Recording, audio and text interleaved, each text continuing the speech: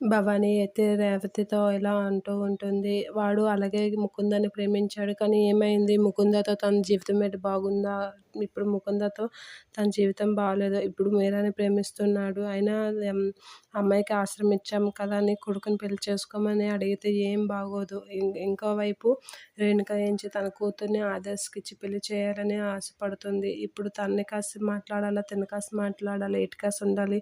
చెప్పు రేవతి. నేనైతే నెమ్మదిగా వాడికి ఏదో ఒకటి చెప్తాను. నువ్వు మాత్రం వాడికి ఆలోచిస్తుంది. అమ్మ తర్వాత చెప్తానన్నది అని అయితే చెప్పాయి అనేది భవాని అంటూ ఉంటుంది. ఆ మాటలకి రేవతి అయితే సరే అక్క, కానీ వాడికి నచ్చిందే చెయ్యు అని చెప్పి అక్కడి నుంచి వెళ్ళిపోతూ ఉంటుంది. కానీ భవాని మాత్రం మీరాతో కాకుండా సంగీతతో పెళ్లి చేయడానికి నిర్ణయం తీసుకుంటూ ఉంటుంది. రేణుకకి కూడా నేను ఆదర్శ్‌కి సంగీతకి పెళ్లి చేస్తానని మాట ఇచ్చానని అని చెప్తూ ఉంటుంది. అది తెలిసి రేవతి కూడా షాక్ అవుతూ ఉంటుంది. ఇక ఆ విషయం ఆదర్శ్‌కి రేవతి ఎలా చెప్పాలా అని ఆలోచిస్తూ ఉంటుంది. ప్రస్తుతం నెమ్మదిగా ఆలోచిస్తుంది అనేత అంటూ ఉంటుంది ఆదర్శ్‌తో. సరే పిన్ని, తర్వాత నెమ్మదిగా ఆలోచిస్తుంది అంటే ఇష్టం లేదా అని అడుగుతూ ఉంటాడు.